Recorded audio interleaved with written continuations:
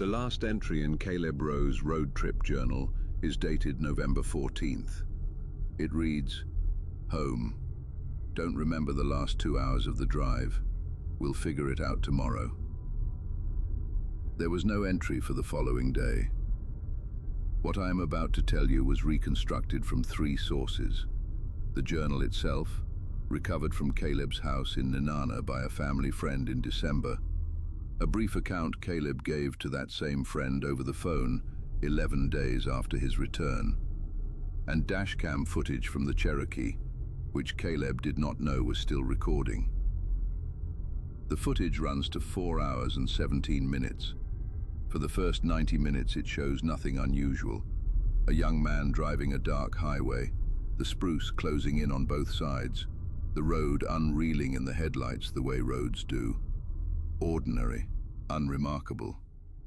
Then he takes a turn. What happens after that turn is what I'm going to tell you now. I will tell it the way it happened, not the way it might be explained, not the way a reasonable person would prefer it to have gone, but the way the journal and the footage and the account all agree it went. They do agree, which is the part that should concern you most. Caleb Rowe is 19 years old. He still lives in that house in Nenana. He has not driven at night since November. The porch light has not been turned off. Keep your flashlight close. Act 1. The shortcut. Caleb was 19, 3 weeks into a solo road trip through the Alaskan interior with no itinerary worth naming, and a 1996 Jeep Cherokee XJ that expressed its age mostly through the heating system. He was heading home to Nenana, had been for 2 days. The turnoff appeared at 11:40, north of the Denali-Borough line. A gap in the spruce, fresh asphalt beginning without signage, running northeast at an angle that suggested it would cut a significant bend from the remaining distance home. His GPS showed nothing. His downloaded map showed nothing. What the map showed, in the space where this road clearly existed, was 60 miles of blank land and no explanation. The math was simple. He took the turn. The road was wrong from the first mile. Not the surface. The asphalt was smooth, newer than the highway he had left, which had no business being true this far from anything. Something else.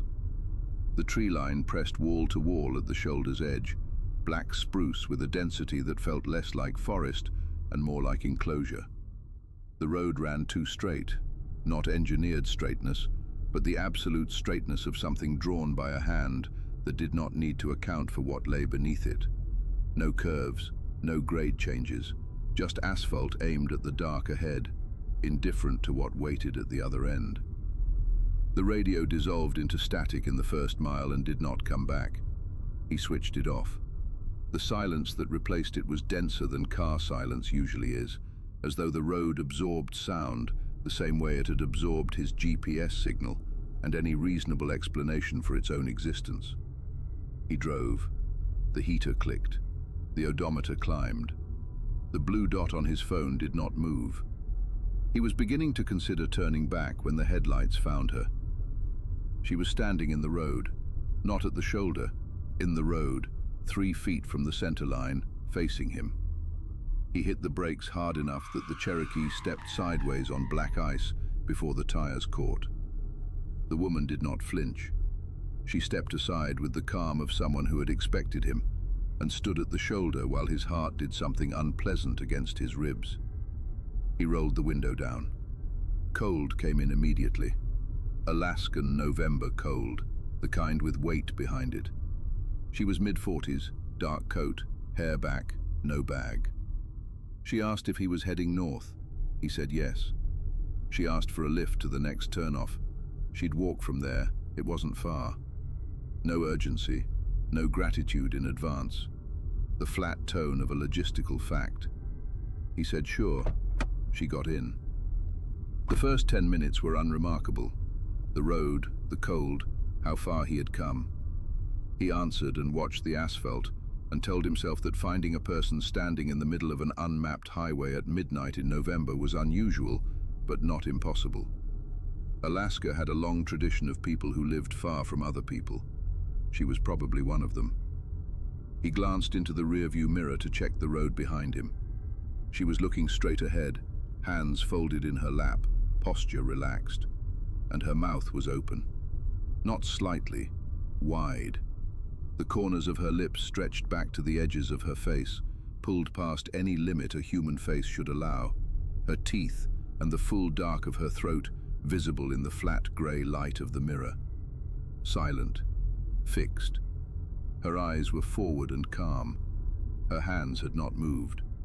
He looked directly at her, mouth closed, looking out the passenger window, a faint, unremarkable expression.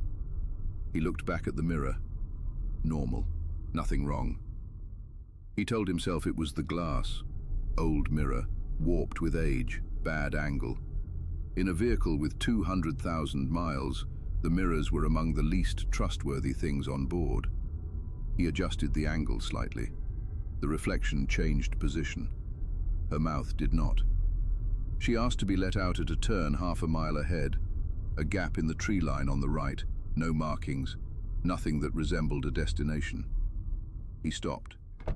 She thanked him, got out, walked east into the dark without looking back. He watched in the mirror until the black took her completely. He sat with the engine idling a moment longer than he needed to. Then he pulled back onto the asphalt and drove north and tried, with the idle distraction of someone turning a coin in their pocket, to picture her face from the front. The expression she had worn when he rolled the window down, the way she had looked at him getting in. He could not bring any of it back. He could only remember the mirror. Act 2. The Old Man. The old man was standing at the shoulder 3 miles past where the woman had gotten out. Not in the road this time, at the shoulder, facing the direction Caleb was coming from, one arm raised with the flat-palmed patience of someone who had been waiting a long time and expected to wait longer. Caleb slowed, told himself he was slowing to look, not to stop. Then he stopped. The man was old, somewhere past 70, possibly past 80. The kind of face that has weathered past the point where years leave distinguishable marks. Dark jacket, work trousers, boots that had seen serious use.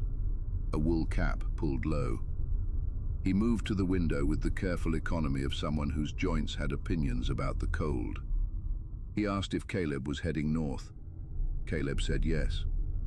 The old man asked if he could ride as far as the next clearing, a field road on the right. In about 8 miles he'd find his way from there. No explanation offered, none invited. Caleb said sure. The old man got in the back. He didn't speak for the first few minutes. Caleb watched the road and told himself this was fine. 2 people in one night was unusual. Not impossible. People broke down out here. The Alaskan interior had a long history of exactly this kind of thing. He checked the rearview mirror. The old man was looking out the side window, hands on his knees, posture still. And his face was wrong. Not the expression, the skin itself. What Caleb had taken for age spots in the brief light outside was something else entirely. Clusters, small, dark, raised.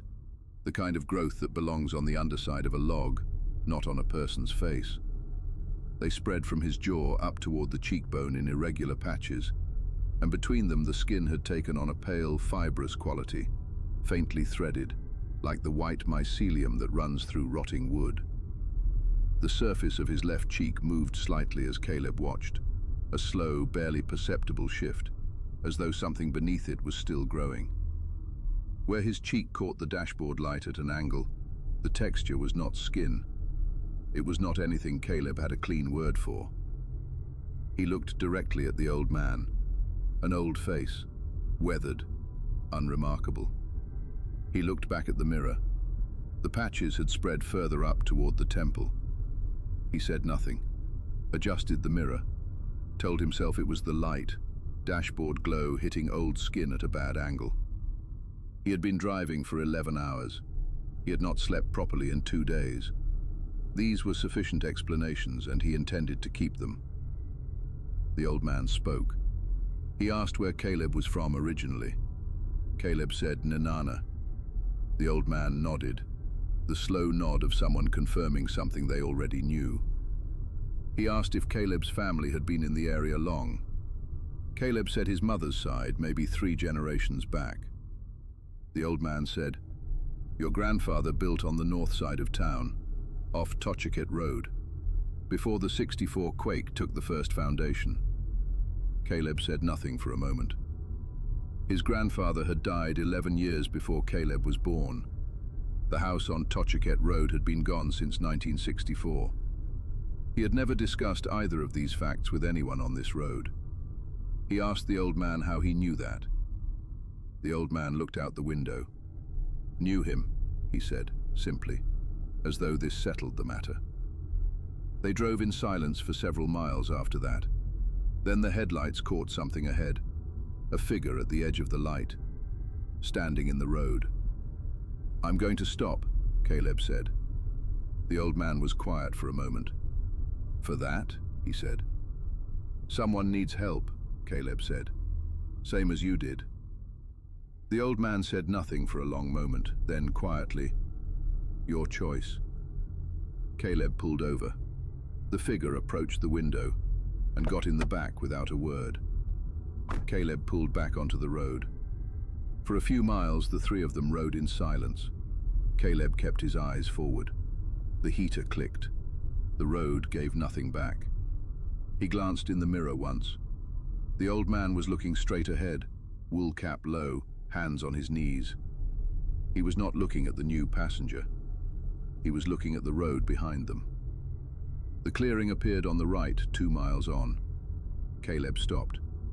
The old man got out without a word and walked toward the tree line without looking back. Caleb watched him go. Then he looked at the mirror to check the road behind him. The clearing was empty. The old man was already gone. He glanced at the back seat in the mirror. The new passenger was still there. Caleb pulled back onto the road and drove north, and did not look in the mirror again for a long time. Act 3. The passenger. The figure was a man. That was Caleb's first impression, and he held on to it.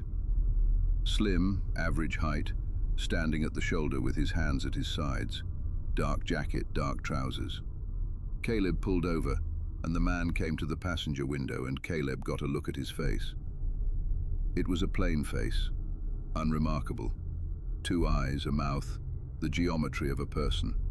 The kind of face you would struggle to describe afterward, not because anything was wrong with it, but because there was nothing in it that caught. Caleb asked where he was headed.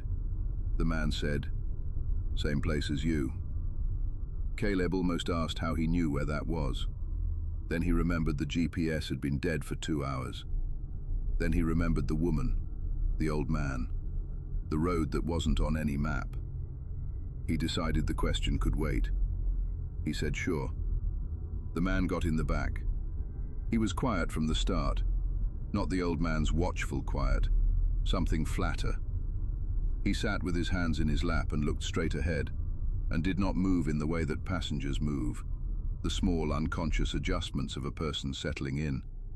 He simply sat, perfectly still, as though stillness was not a state he had arrived at, but the only state he had. Caleb drove. The road ran straight, the spruce pressed close on both sides. He checked the rearview mirror.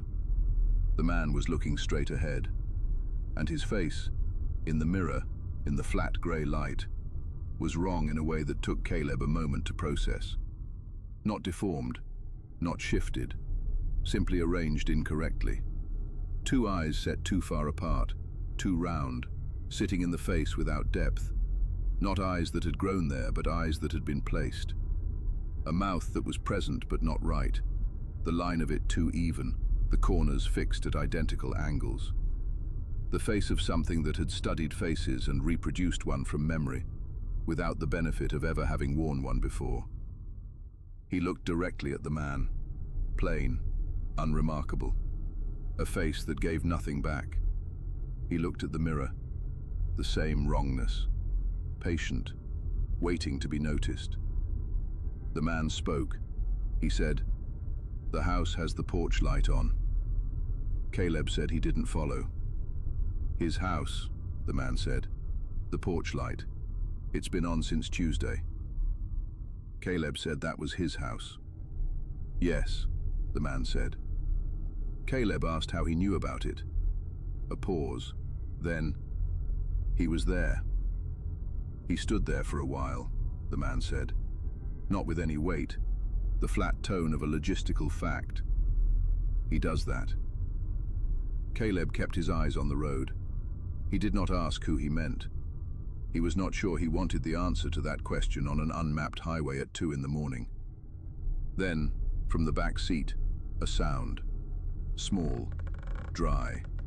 The sound of two hard surfaces meeting, a joint finding its limit and releasing.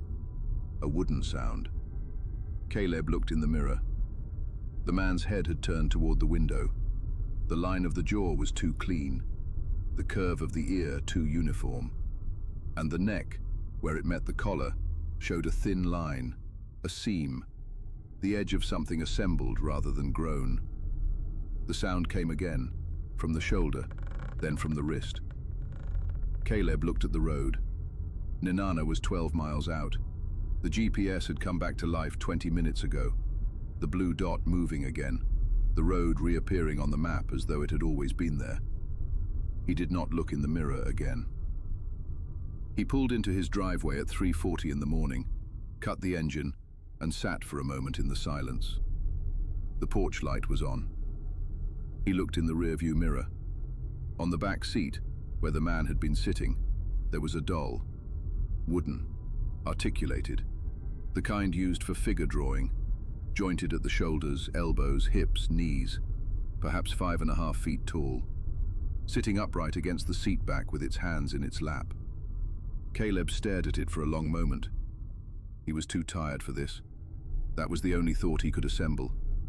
He was too tired, and the house was right there, and whatever this was could wait until morning. He left the doll on the seat, locked the car, and went inside. He went to bed. He slept. In the morning he went back to the car. The back seat was empty. No doll. No mark in the fabric. No impression, as though nothing had ever been there at all. He stood in the driveway in the cold morning light and told himself he had imagined it. The road, the passengers, 3 weeks of driving with no sleep. These were sufficient explanations. He went back inside. He was halfway down the hallway when he heard it. From the living room. Small, dry, unmistakable. The sound of a wooden joint, finding its limit and releasing. 3 passengers, 3 roads within the same road. And a young man who made it home, which is either the best possible outcome or the worst one, depending on what you believe was in that house before he arrived. I have told you tonight of a highway that does not appear on any map, and I want you to sit with that for a moment. Not the passengers, not the woman with her stretched, silent mouth, not the old man with his slow, fibrous face, not the thing in the back seat that spoke about itself in the third person, as though it had only recently been introduced to the concept of being something. Those details settle where they settle. What I want you to sit with is the road itself. It was there. It went somewhere. It had passengers waiting at intervals, as though the intervals had been arranged. And when it ended, when the GPS came back and the map filled in, and Nenana was 12 miles ahead, it ended cleanly, as though it had delivered what it needed to deliver and had no further use for Caleb Rowe. Or perhaps it did. Perhaps the road does not end simply because you have left it. Caleb locked the car and went inside and went to sleep, and in the morning the back seat was empty. This is the version of events he has settled on. This is the story he tells himself when the hallway is dark and the house is quiet, and he is trying to remember whether he checked the locks. He has not mentioned the sound he heard from the living room, not to the family friend, not to anyone. It does not appear in the journal. It does not appear in the phone account. but the porch light is still on. And if you find yourself some night on a road that does not appear on your map, a road that is too straight and too smooth and too quiet, I would offer you only one piece of advice. Do not stop for anyone, no matter how long they appear to have been waiting. This has been Flashlight in the Dark. If this road found you tonight, leave a light on, subscribe, and come back soon. I will be waiting.